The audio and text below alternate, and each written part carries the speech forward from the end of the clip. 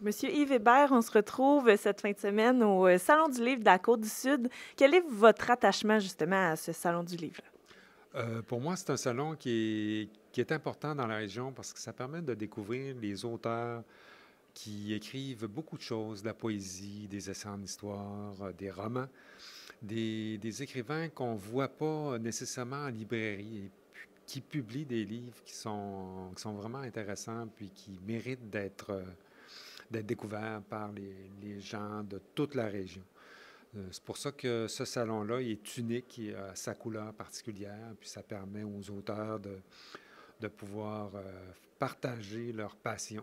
Oui, et c'est justement pour ça que vous avez accepté, j'imagine, la présidence d'honneur.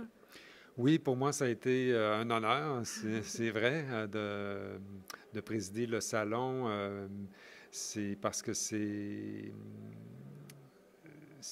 un moment qui est important pour les écrivains de la région et pour moi aussi parce que ça me permet d'avoir une certaine reconnaissance du travail que j'ai fait comme historien depuis une trentaine d'années. Oui, et vous venez de donner une conférence sur la toponymie de la Côte-du-Sud. Parlez-moi un peu de ce que vous avez présenté lors de cette conférence.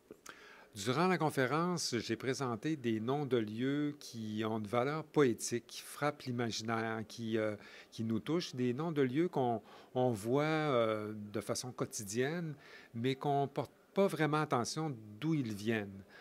Donc, on peut penser à Montmagny, qui fait référence à Charles Huot de Montmagny, qui a été le premier gouverneur de la Nouvelle-France, mais aussi le premier seigneur de la seigneurie de la Rivière-du-Sud à Montmagny. OK.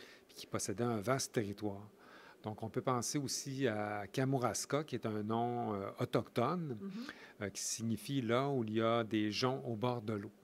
OK. Donc, dans cette conférence-là, j'ai présenté des toponymes aussi qui, curieusement, frappent notre imaginaire. On peut penser à Pointe-à-Lacaille, à Montmagny, qui est une petite pointe où on retrouvait le premier village euh, de Saint-Thomas de la Pointe-à-Lacaille, qui est un nom très, très long, là, à l'époque. On peut penser aussi au Rocher de la Chapelle à Montmagny, qui est une petite colline où il y a un lieu où on a construit une petite chapelle il y a au 19e siècle, qui a fait l'objet d'une légende.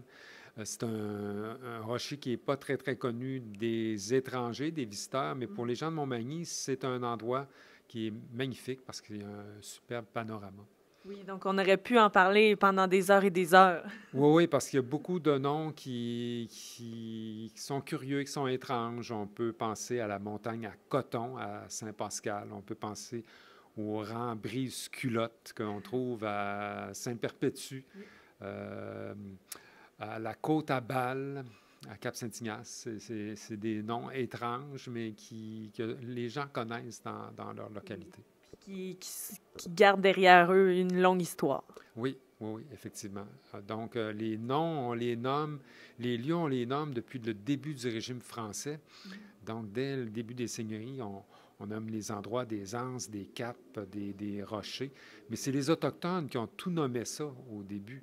Puis, graduellement, on a enlevé les noms autochtones de certaines rivières, puis on leur a donné des noms plus canadiens, plus anglais.